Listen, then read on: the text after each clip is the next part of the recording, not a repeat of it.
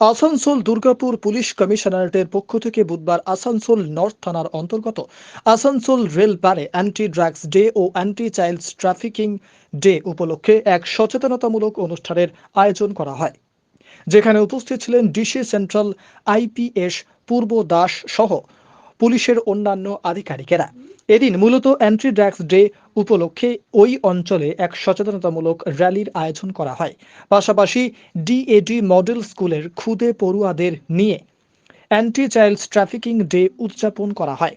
এই বিষয়ে পুলিশ আধিকারিকদের পক্ষ থেকে জানানো হয়, আসানসোল অঞ্চলে মূলত রেলপারে ড্রাগস সেবন বা গ্রহণের প্রভাব বেশি রয়েছে। তাই এই অঞ্চলের মানুষকে প্রশাসনের পক্ষ থেকে সচেতন করতে এই বিশেষ উদ্যোগ গ্রহণ করা হয়েছে। Day for anti drugs day আছে, এটা child traffic anti child trafficking ডেও আছে।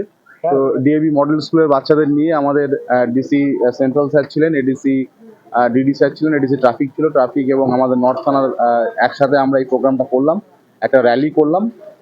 এটা আমাদের মেনলি ছিল অ্যাওয়ারনেস করা, যে জায়গাগুলো বেশি এফেক্টেড আছে। আমরা জানি আমাদের রেল পার্টটা এফেক্টেড আছে ড্রাগস দিয়ে, তো সেই জন্য এই জায়গাতে আমরা করলাম মানুষকে অ্যাওয়ার করার, যে ড্রাগের ক্ষতিকারক যে দিকগুলো আছে সেটা শুধুমাত্র ইন্ডিভিজুয়ালের নয়, এটা একটা সোসাইটির উপরও একটা বাজে প্রভাব আছে।